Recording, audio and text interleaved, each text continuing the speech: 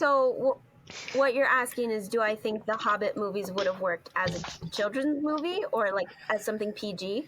Maybe, but Hold up. I'm Hold up. Technically, the three Hobbit movies are a remake of the, I believe, 1987 animated. Hobbit animated movie. So technically, the not three Hobbit right. movies are a remake. I haven't watched the animated version, 1977. I don't know. It could be good. Hello there. Don't have a good day. Have a great day. Talk to me, Goose. I'm gonna steal the Declaration of Independence. Why so serious? World! I could do this all day. Are you watching closely?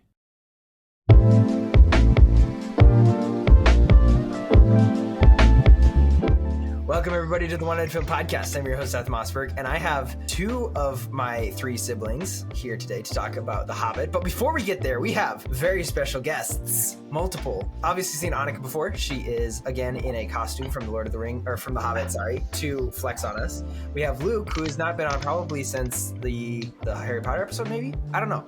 But we also have, I believe, this is one of our kittens who was born like 3 weeks ago. Luke, would you like to introduce them? This is Kevin. Everybody say hi, Kevin. Hi, Kevin. Hi, Kevin. And then we have Evan. Everybody say hi, Evan. Hi, Evan. Hi, Evan. And then we have Devin. Yeah, Devin.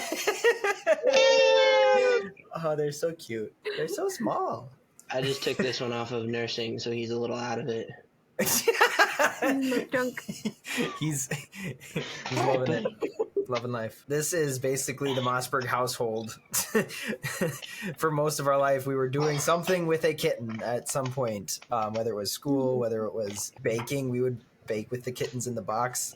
Yeah. So we'll podcast with the kittens. That's how it works. We are talking about The Hobbit, and we've talked about The Lord of the Rings twice, so this is technically the full trilogy, not quite the same. We did two on The Lord of the Rings, one and this one on The Hobbit, because The Hobbit only needs one episode. Go figure. And I think that's something that I didn't learn until that's something I didn't learn until way later after watching The Hobbit. I actually watched The Hobbit first, and that may be a cardinal sin to some people, but I started with the first two Hobbit movies with my youth group, and then we saw the third one in theaters after we saw those two, and then I said this, I never watched through The Lord of the Rings until 6 months ago. So also Annika has become her own little, she's taken on the Hobbit lifestyle of wanting to live in a hole in the ground in New Zealand. And you also were in The Hobbit, and we kind of touched on that with The Lord of the Rings, but you were in a stage production of The Hobbit. Yes, The Hobbit as a story is just very near and dear to my heart because almost exactly a year ago we were running the show. I was in a production of the stage play adaptation of The Hobbit, written by Patricia Gray, I believe, if I remember correctly. And that was also the first show that I ever did the costume design for, which was super exciting because I got to work with a guest director, Megan Lee Mackey. Shout out to her. She was one of my favorite directors I've gotten to work with in my time at Northwestern. And she gave me so much creative liberty to sort of take the iconic characters that we know and love from The Hobbit and adapt them to the stage and to a live space. I also got to play Feely the dwarf, which was incredibly fun. I got to wear a mustache and man spread for 2 hours every night for 3 weekends. That was pretty great. So yeah, just as a story, it's very close to my heart. I say if I had to pick a favorite show I've been in at UNW, it would be The Hobbit, just because the cast had such an incredible camaraderie. And you often think of chemistry as being between two people in terms of a movie or a play, but I think the entire cast of that show had incredible chemistry, and it really showed through in the quality of the work that we were able to do. And yeah, I thought that I'd wear the cloak again just to, one, dunk on the haters who called me Blanket Lady, and two, Just because it was fun, and this was one of the fun things that I got to. I didn't make this, but I added the trim to this coat that I found, and I thought it was pretty epic. Yeah. This was a piece that Thorin and Bilbo discover in the cave after they defeat Smaug. It was pretty great. Yeah, well, the two things that I wanted to point out, first off, when you wore a mustache, you looked exactly like our dad. It was very funny to see that comparison. But two, the whole Hobbit show was in the black box, which I don't know if black box is a universal term, like everyone would understand that, but it means that the audience was on all sides. And sometimes you changed up that room to be like only on 3 sides, and this one was all 4 sides. And so you were very confined. It wasn't a lot of upstaging, and I mean it's a different way to act in its own right, and I think especially fitting all those dwarves and all those characters, all that action in that small area was very impressive, and it was very fun to watch that. Yeah, if I'm not mistaken, I think The Hobbit was the biggest cast that UNW Theater has ever had in the round in the black box, at least up until that point in time. We might have surpassed it at this point, but I'm not sure. As of a year ago, it was the largest cast we had had in the black box, and the fight between the dwarves, Gandalf, Bilbo, and the goblins was the biggest fight that UNW Theater has ever had in the round in the black box. And I think at first when they announced the season, they said that The Hobbit was going to be in the black box instead of on the main stage. We were a little confused. We were like, okay, but it's such an epic story. You know, it's a journey story. You usually think of those being bigger in scale. How are we going to fit it into the black box? And I think Dad even asked, well, how are you going to put all of Middle Earth into this black box, this old TV studio? And basically what we ended up saying is we're not. I mean, we can't do that. But what we're going to do is we're going to take the audience along on the journey. So because it's such an intimate space, the audience is going to feel like they're going with us. And we're going to pull elements from the different settings, and then we're going to trust that the audience's imagination is going to fill in the rest. But I think it was a really cool audience experience, at least from what the feedback I heard from people who came to see it, because it did feel like they were part of this epic journey, even as they were just sitting there watching the show. And Luke, what have you contributed to the story of The Hobbit that makes you deserve to be here? Well, I watched The Hobbit before Lord of the Rings, and I think that brings more of an appreciation for the story of The Hobbit itself, because a lot of people like to compare Lord of the Rings to Hobbit, and I don't think that's fair to The Hobbit. I think watching those first brought a different appreciation for The Hobbit than watching Lord of the Rings, because I think that both are two very good trilogies, and The Hobbit gets a lot of hate from Lord of the Rings fans because it didn't level up to what Peter Jackson had done with Lord of the Rings. But I still think in its own right, it is really, really good, and I still enjoy going and watching those 3 as separate movies, because it just brings a whole another level of depth to Bilbo and his character, rather than just the small bit that he's in Lord of the Rings. You're saying that you just like it, and therefore you have a right to be here.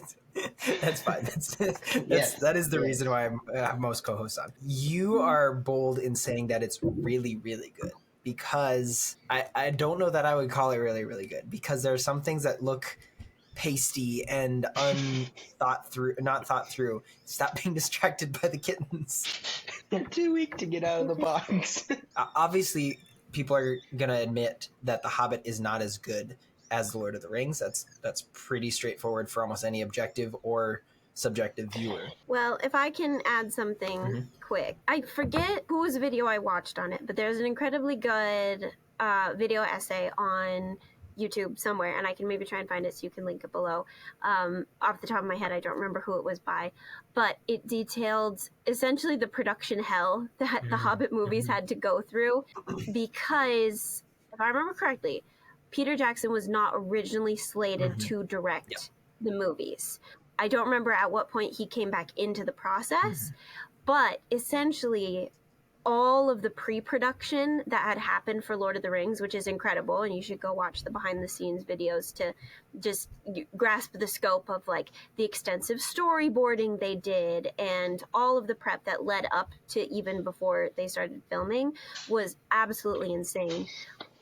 And because that process was so well done, they were able to release a movie every year 3 years in a row around Christmas time. They wanted to repeat that with The Hobbit, but a lot of balls were dropped in the pre-production phase so that things got super, super behind. But they still wanted to maintain that one a year around Christmas time, I think. I think it was fall for The Hobbit release schedule so that people would get excited for it the way they did for The Lord of the Rings.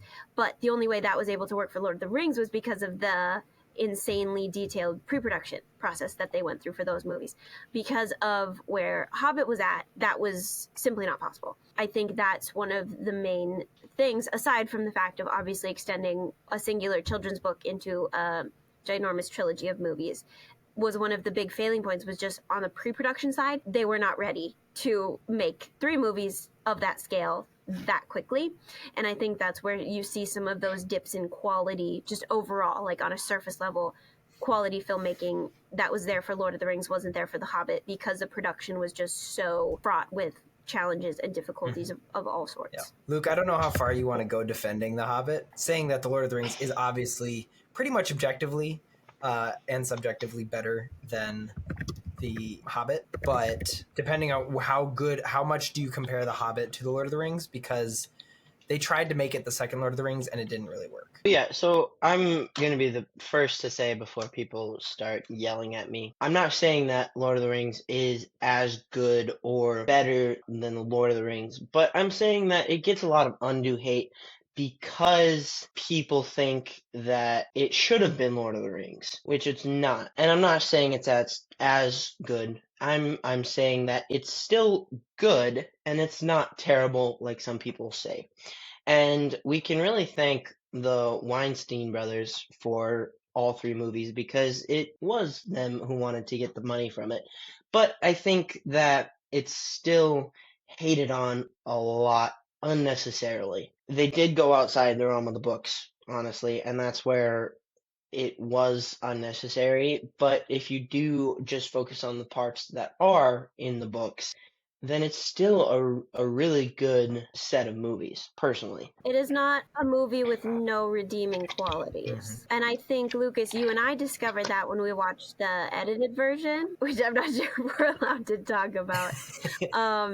There's fan edits, it's well known. I think it was over either spring break or Easter break, one of those. I had watched an edited version of the movies that take all 3 movies, footage from all 3 movies, and the extended editions of those 3 movies, and edit them down into one movie. I mean, still almost a 4-hour movie, but it's one movie that stays much, much closer to the plot of the book and the characters in the book and stuff like that, and edits out a lot of the stuff that was added. I mean, obviously they can't edit out some things just because, they can't make footage come out of nowhere, so they have to use the footage that they had. I don't think I can go back to watching the regular movies after seeing the edited version. I loved it. I thought it was beautifully done, and the editors ask that you purchase a copy of the original Peter Jackson version before you watch or stream their edited version, which we have done as a family. And so in that way, I think that it's ethical, especially in terms of like basically taking something that was and making it into something new. And I don't know, I thoroughly enjoyed the edited version. I think as a person who was a fan of the book and who enjoyed the book, it stayed much closer to the sort of ensemble adventure story that the book tells, where it focuses more on the dwarves' quest to reclaim their home. I thought there was a lot of good character moments that they pulled from the extended edition that makes you feel like you actually get to know the dwarves and that they're not just kind of this, singular unit that just kind of does whatever Thorin does. They're very much individuals, and you get to know a lot more about them through this version. And yeah, I understand why monetarily they wanted to milk the franchise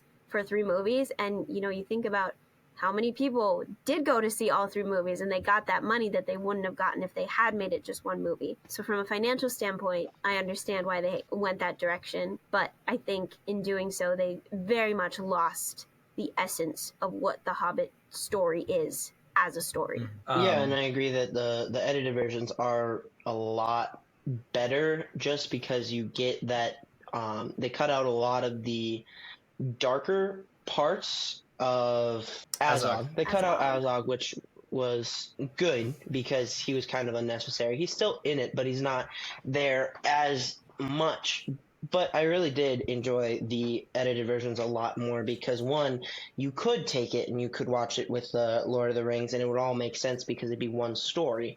And it makes it just a lot more enjoyable because it moves faster. It introduces you to more characters and it brings the warmth that comes with Lord of the Rings and the story without all the unnecessary bits and pieces that they took to make it into 3 whole 2.5 hour movies. Luke, I at first thought that you were going to be like kind of the antagonist of your perspective on the Hobbit movies, but you make a good point. It is a little bit unfair to compare the Hobbit to the Lord of the Rings when they're not the same. They are the same world, and yes, they tried to make it very similar in production, almost sometimes in story, but they are still good movies as is, even outside of comparing it to the books, comparing it to Lord of the Rings. They're decent. They're above average. They're enjoyable. They're not Star Wars, the sequels. I would still watch The Hobbit over the sequels. What's interesting, Luke, about you and me watching The Hobbit first before Lord of the Rings is that I believe that The Hobbit is actually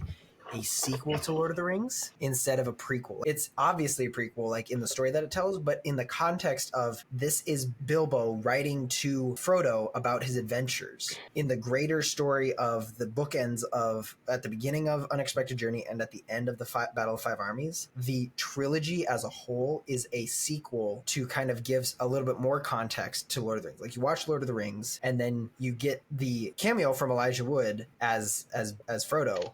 And that's kind of that's acknowledging that these movies came out after Lord of the Rings. And yes, I'm not denying that the whole thing is a prequel to tell Bilbo's story. That is the point. But it has to lean on Lord of the Rings to kind of thrive in that way, I suppose. I'm not saying that I'm against edited or abridged versions of stories. Like our version of The Hobbit as a play, essentially it stays pretty accurate up until about halfway through, and then they're like, okay, we gotta wrap it up, we gotta move.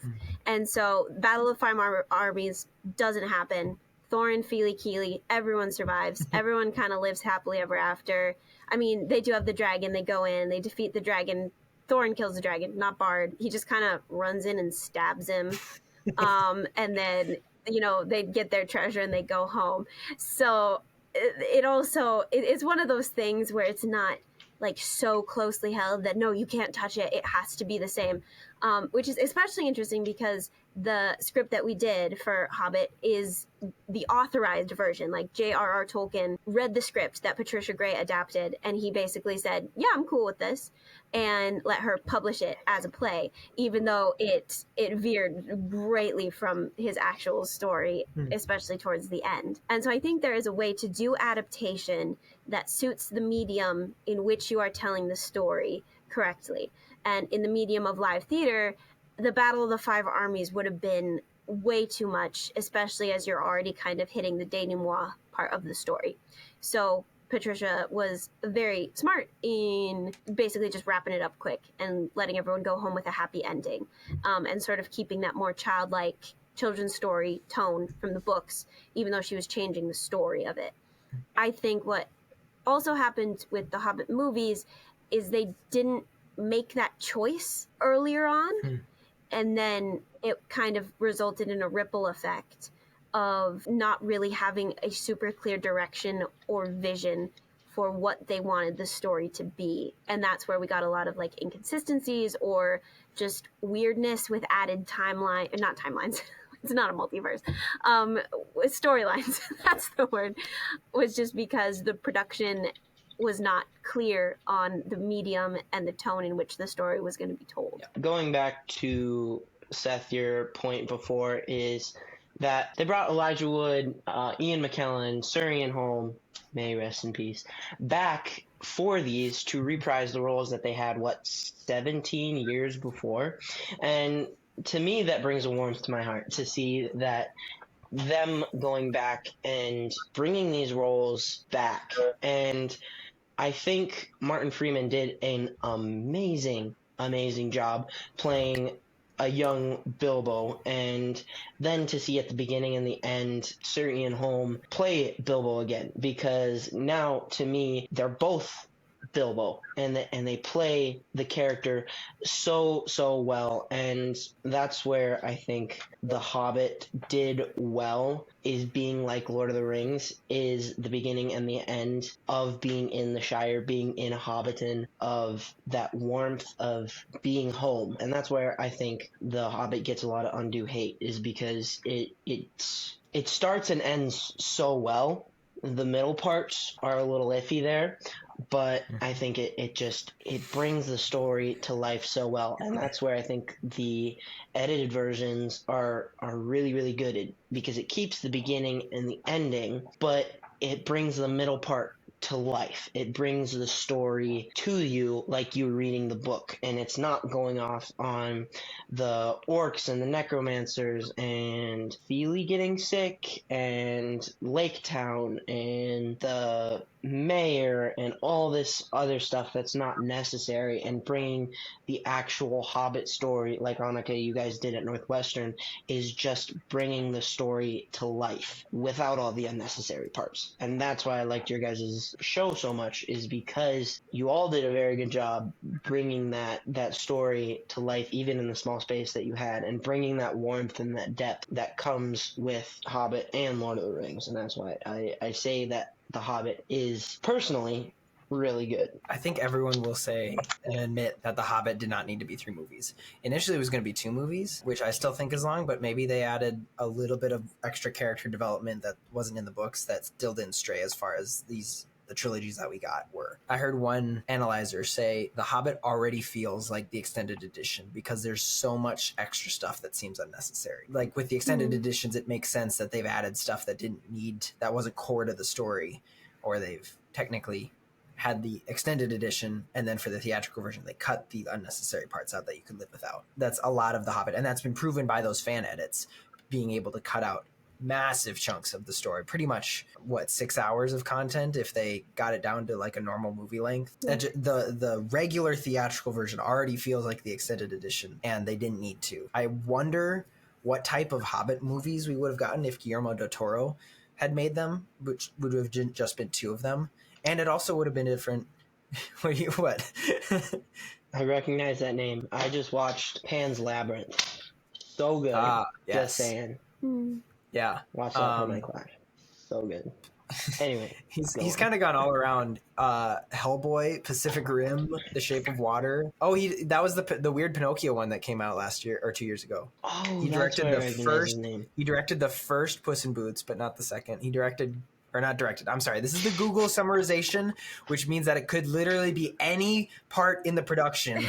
And I'm just seeing it here on Google. Yeah, he kind of has a hand in everything. And he's kind of known for being a little wacky. That's why the Pinocchio one felt a little weird, but it wasn't bad. People really liked that one. I have yet to watch it, but apparently Luke doesn't know. He was going to make just 2 movies. I think it would have felt more different than what we got with Peter Jackson, because Peter Jackson brought a lot of the Lord of the Rings style into The Hobbit instead of what Guillermo del Toro did. Well, yeah, and I think that's where, to me, the edited version of The Hobbit is like an extended version of one of the Lord of the Rings movies, and that's why I liked it so much, is because to me it felt like one movie with the extended cuts of having like the funeral of Thorin, Feely, and Keely. One of those cuts where to me it felt like one movie, and being able to hopefully soon enough do a full Hobbit, Lord of the Rings watch through, and being able to finish everything, because I think all 6 movies combined is some 26 hours of footage. And so having the 4-hour Hobbit version is a lot better than the 6, 7, 8 hours, all 3 of them. Well, I think that's where, like, having someone like Guillermo del Toro, I don't remember 100% pronounce his name, having someone else come in and direct them could have gone 2 ways, either really good or really terrible. And I think that's where now I think they just announced that they're coming out, or they're going to try and remake all 3 Lord of the Rings movies, is that it's going to be a disastrous train wreck. And that's where having someone else rather than Peter Jackson direct one or two movies probably could have been really good because they could have focused on bringing the story of the Hobbit rather than the story of the Hobbit as three Lord of the Rings movies. Now that we only have the Lord of the Rings through the eyes of Peter Jackson and the Hobbit, sorry, as in the whole story, those 6 movies that we now have, we only have it through the eyes of Peter Jackson, whereas we could have had the Hobbit through the eyes of another director instead of Peter Jackson having done the Lord of the Rings and then been like, oh, I get another shot at this. I get to try all these new things that I could do, aka CGI, all these green screen elements that weren't as fleshed out back with the Lord of the Rings, and basically getting a redo on his assignment that the teacher was like, yeah, you get to do it. You get to do another one and get double credit. See, I almost disagree. Oh, hot take.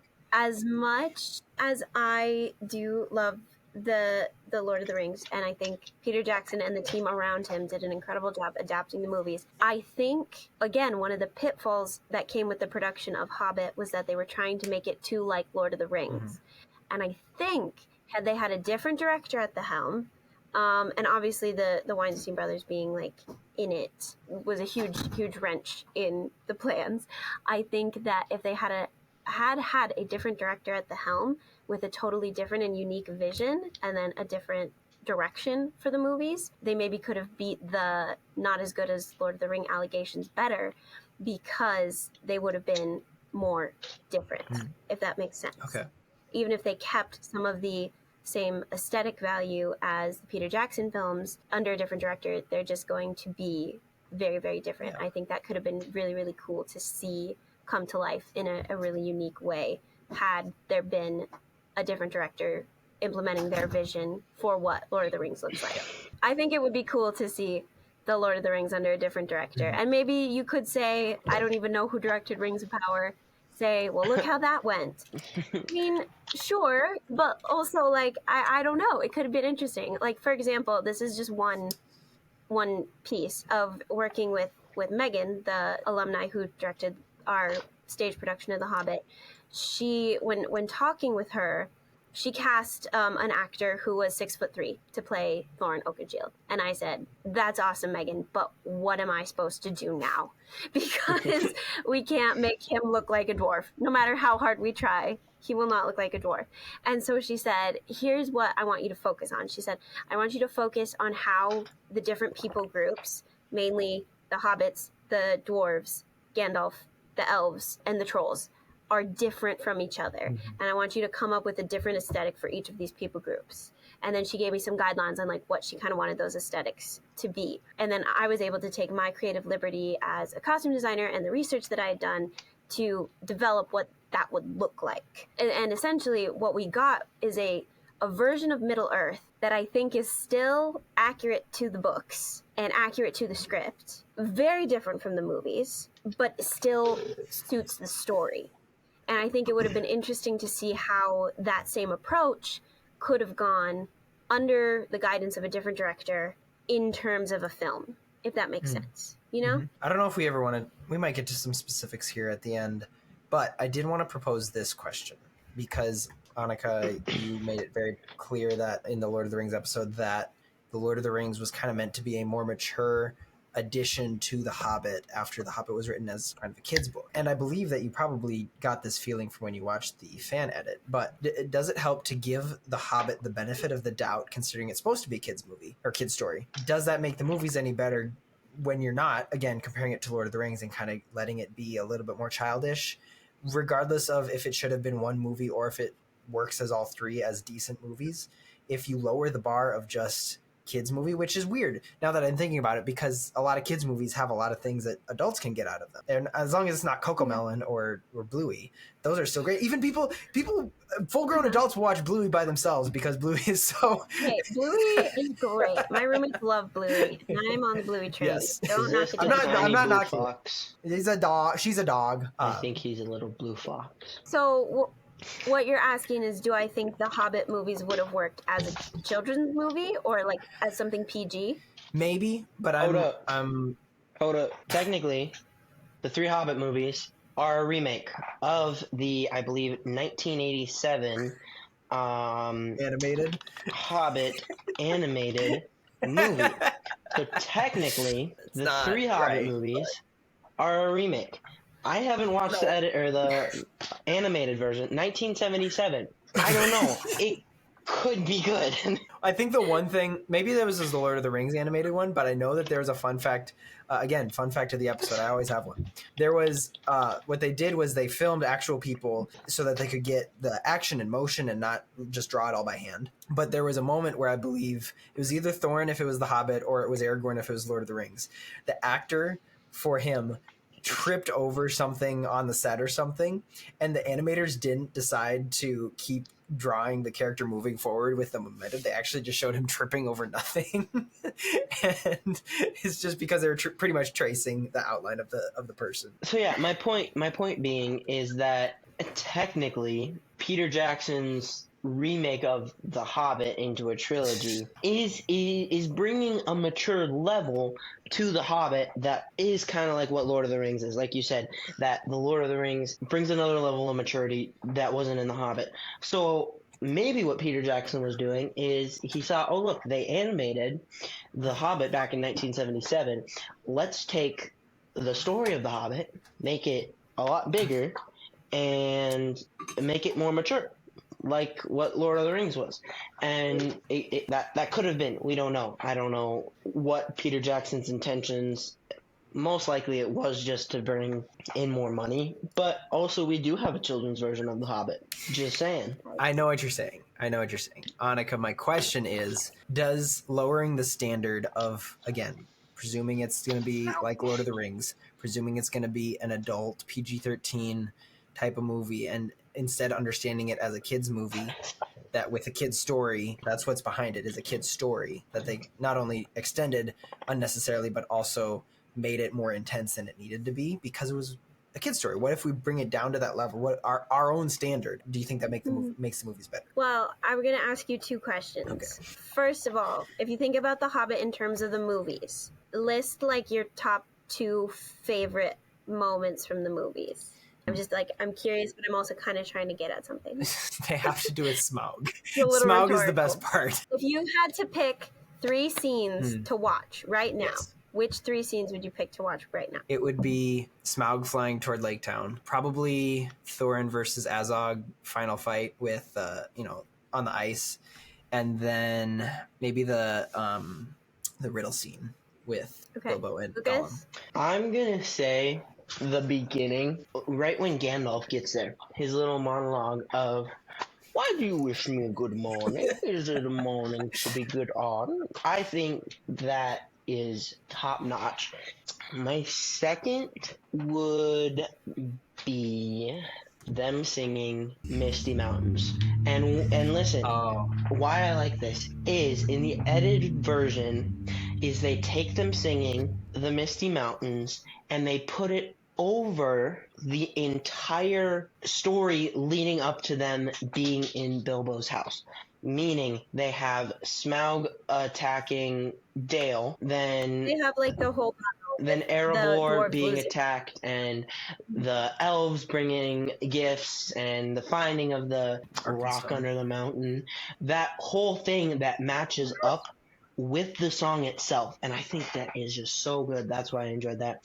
And then the last would be them getting home, and that little part where Bilbo and Gandalf are talking, and Gandalf is like, "Magic rings are nothing to be trifled with," and Bilbo's like, "Oh, I lost it."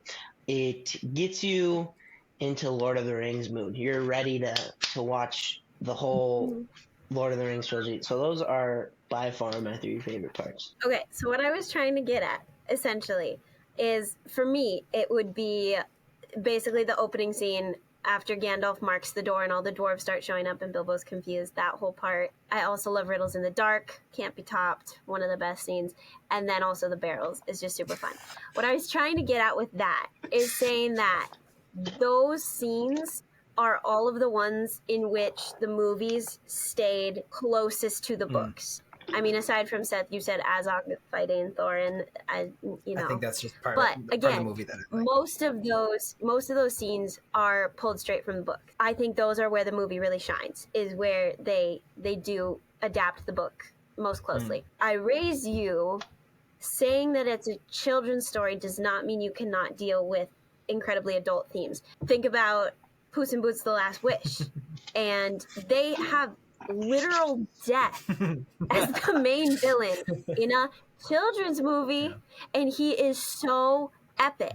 And he doesn't have to be sort of like a super, like, I don't know, edgy, like slicing throats left and right character to be scary, because he just is. Had they adapted the movie in a way that stayed more in line with The Hobbit as a quote-unquote children's story, as Tolkien originally wrote it, but still didn't shy away from those more adult themes, especially in terms of like Thorin becoming obsessed with the treasure and his pride, keeping the people groups and like the people of Lake Town from being able to reconcile, and all of that leading to the Battle of the Five Armies.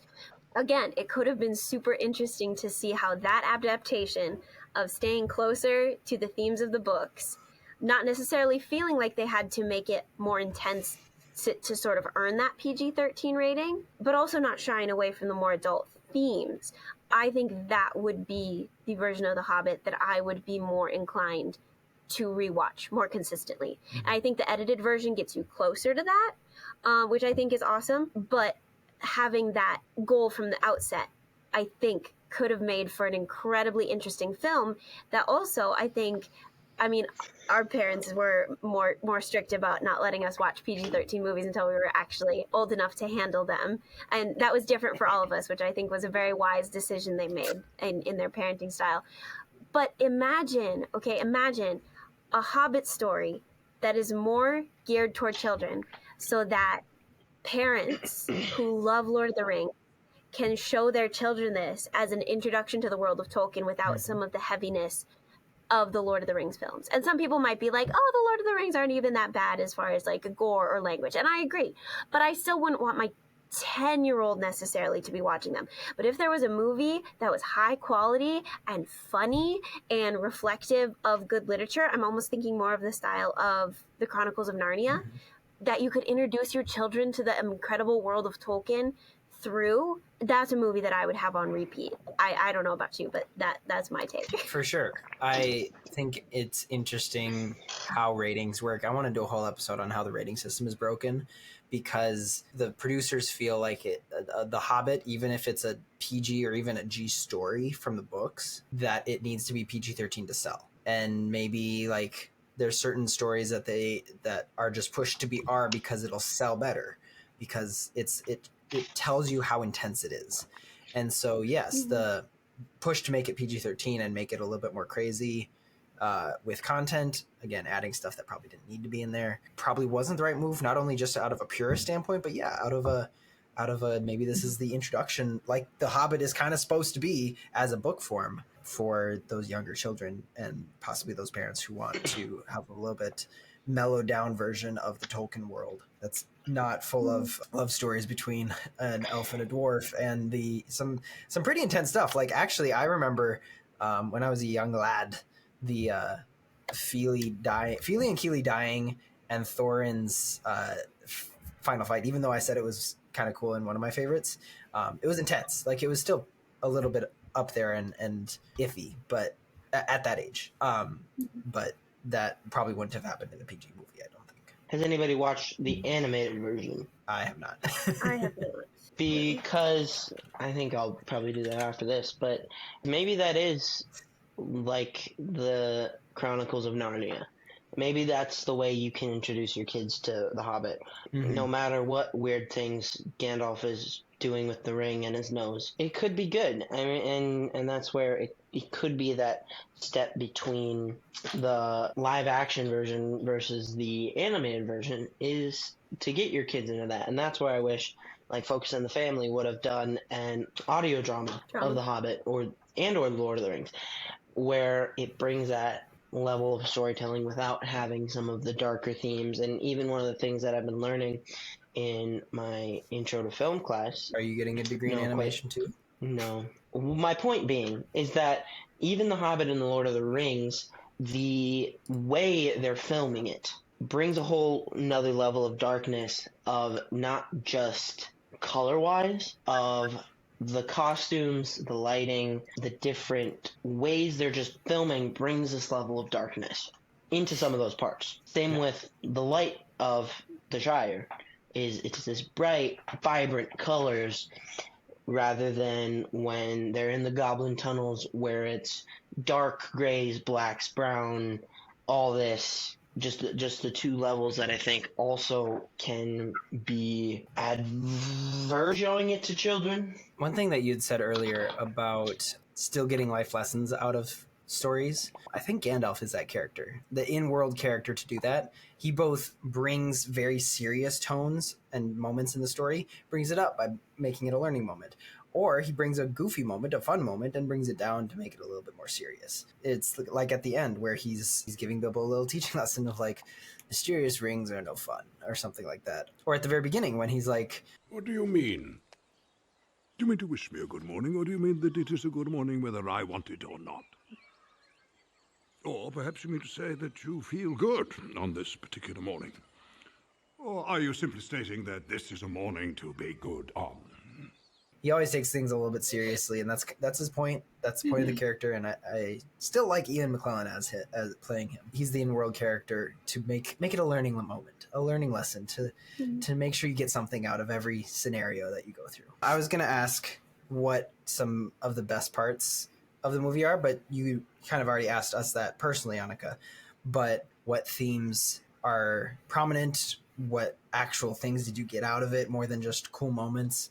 You mentioned the difference in how the dwarves act and how they're kind of just a blob of people that don't really have individual characters. You kind of have Balin at the beginning, and then you have Feely because he's in a love relationship. But outside of that, they're just kind of they just are dwarves, and they're the posse, the group of people. I don't know. I don't think that has to connect to a theme, but I'm just saying things like that maybe were done better in the movie and the show, where each of the hobbits have their own little arc, not necessarily that they grow and learn from, but that you can still follow the dwarves in their own thing. Yeah, I think if I had to pick one word to describe the theme of The Hobbit to me is I do think it's a story about home. And I think there's certain points in the movie where it really hones in on that, and I think those are really beautiful moments where we start with Bilbo in his home, which is his ideal place. You know, he doesn't want to leave. It's just as he is. It's perfect for him. And then the dwarves come in and they disrupt his home, and he is trying to get them out. He doesn't want them there, but then he gets whisked away on this quest because he's going to help them reclaim their home.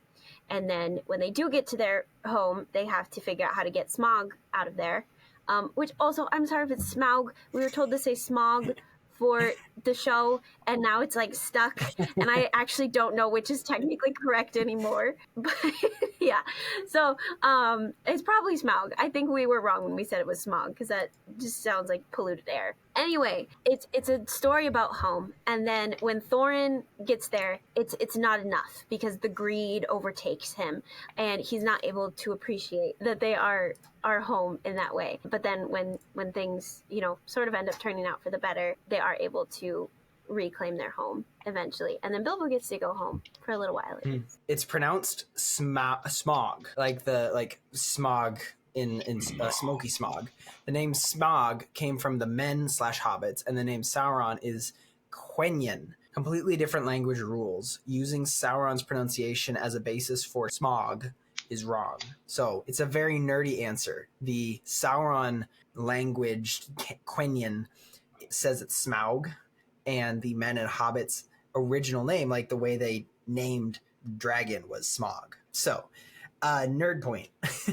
When Bilbo is about to leave the company after they're fighting the rock monsters, something about him not being fit for this. And then after the goblin tunnels, he comes back after Thorin says that he's left them because he's too much of a wimp. He comes back and he's like, yeah, I don't belong here. Yeah, I'd rather be home in my bed, eating 8 meals a day, hanging out with my friends, smoking pipe weed. But you guys don't have that. And he's saying that he's willing to go on this journey, that he's willing to risk what it takes in order to get them back to Erebor and to get them home, because he has that and he's been enjoying that, as Gandalf says, for far too long, to get out of his comfort zone and to help them get back home. And I think that's one of my other favorite parts, is when he pops out from behind the tree, confronting them pretty much, and kind of proving them wrong, that he's more than just a soft little hobbit, that he's ready to kick some dragon butt and get them back home. And I think that's just a really, really powerful message. Yeah, Annika's point about the whole thing is about home makes a lot of sense. And then tying it in with Luke's, he is so comfortable with where he is. Like, that's the whole first movie's journey, the unexpected one, if you will. Sorry, that was bad. Making him get out of his comfort zone and just be a little bit of a nomad and live with these dwarves and make their purpose his purpose. But he kind of makes his purpose their purpose, so that he's pushing himself to be like, you know what, I'm making myself a part of their group so that they can have what I'm wanting right now. Like, they only know what they want through memories and through kind of even past generation. It wasn't that long ago, but he knows that they could have the peaceful life that he has, in a way, and he is one of the only ways that they can achieve that goal, I suppose. I think from what Bilbo said when he's talking to Gandalf, when Gandalf is giving him the side eye when they're about to enter the forest, I believe, and Bilbo's like, I found something in the goblin tunnels. He zooms in on Gandalf, and he's like, what did you find? I love your Gandalf impression. And he's like, my courage. And he puts the ring back, which obviously he was trying not to tell Gandalf that he had found, like, the most valuable ring ever known to mankind.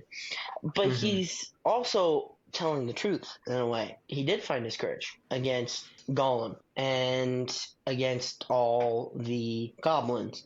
And I think that shows throughout the rest of the movie, him having the courage to take the Arkenstone from Thorin. That was Thorin's right to being king. Like he took that. The courage it took to leave these guys that he had spent months with, building friendships, going through all this hardship, to take that and to leave and to give it to Thorin's most hated enemy. Well, not most hated, but one of the people Thorin hates the most, took courage. And at the end, it all worked itself out. But I think that was one of my favorite parts, is seeing Bilbo go from this hobbit who was timid to leave Hobbiton to going all the way across the world, pretty much, to them to help the dwarves. And that took courage. How many of us could just leave our lives when a random dude walks up to the door and says, you gotta go. You gotta walk across the country to do this and have people attempting to kill you. How many of us could do that? I think that'd be pretty hard. You say that in reference to Gandalf, of course, but I immediately thought of Jesus telling us to pick up our cross and follow him. One of my greatest convictions that I try and remember daily is holding everything in life loosely. If Jesus demands it of me, I will give it up. And that's hard for some things. Like, I'm about to get married in a couple months. If for some bizarre reason Jesus were to show up in front of me and say, you have to let that go, not only do I want my fiance to think that that's the best thing to do because we honor God and obey Jesus that much, that if he were to do that, we would obey for whatever reason. Even if he didn't reveal it to us, we would need to be okay with that. I never want that to happen, and I don't think that's God's plan. But that's holding everything in this earth. It's not just God, holding it loosely, because he could ask it of us at any point. That goes down to the smallest of things. Like, would you give up your phone for Jesus? Yes, of course. But will you actually give up more screen time each week to be closer to Jesus and be able to read your Bible? Would you give up some sugary foods to cut down on that because your body is a temple? yes, do that. That stuff is important too, but making sure that God is the center of it all. If he asked you to give it up, would you? If not, that is a God in your life. So make sure things like that, like that's kind of the point of Bilbo, is that he didn't want to give up his comfortable life. He never thought of leaving. Whereas the dwarves have always been roaming ever since they were kicked out of their homeland. And now they know what it's like to be willing to give stuff up. And Bilbo learns that over the course of the movies. That's another thing about The Hobbit and Lord of the Rings in general, both series. They transcend other movies in a way that there's these clear, mature themes that aren't found in many other movies. And that doesn't mean we can only watch these deep, mature themed movies. The other day, Dad and I watched a movie called White House Down, a really good movie. Yes. But it's mindless. It's just a good old action movie. Same with something like Rocky, or I would say that Rocky probably still has a lot of meaning behind it. But yes, I know what you're saying. it does. But those movies where you can see those meanings, but these kind of movies where there's just this deep, ingrained, mature feeling. I haven't seen. Is it Braveheart? No. Gladiator? Braveheart is Scotland. Oh, what's the other one? Yeah, Braveheart. Movies like that where there's this deep, ingrained, mature feeling throughout it. And that's where I think The Hobbit does fulfill being like Lord of the Rings, is there's still just these amazing themes that you can see and feel. And it's just so good, and personally I don't believe that it deserves all the hate that it gets. I would say that if you love the story of The Hobbit and you maybe haven't watched the edited versions, maybe consider doing that. Even pick up the book, reread the book. It's a pretty easy read, especially if you're an adult. So if you love the story, it's fine to go back and read and listen and enjoy it in a new way. I think that it's definitely just an incredible story, and it's one that I think is worth revisiting at any age. You're asking a bunch of film people to read a book. How funny. No. I mean, I'm not going to do it, at least not until school's over, but after school's over. I know. I definitely want to listen to the Andy Serkis audiobook version of it, because I think that's an unabridged and a little bit enhanced with some voices and all that. But yeah, I think that's probably my step, because I do want to read them. But with that said, thank you guys for joining me today. I know you guys had a lot of passionate thoughts one way or the other, whether it's good, whether it's bad. I do think that they're underrated, but they're underrated on purpose, because it didn't live up to the Lord of the Rings, but yet they're still really decent. And whether you take them as movies or as adaptations, you can get something different out of them, and they're really good. And Annika needs to go, so I'm going to finish this up. Make sure you follow us on all our socials, Instagram, YouTube, and Facebook. We have like 4 followers on Facebook. Make sure you listen next week for our next episode, which is going to be bigger. Until next week, know that you are loved. God bless. Bye.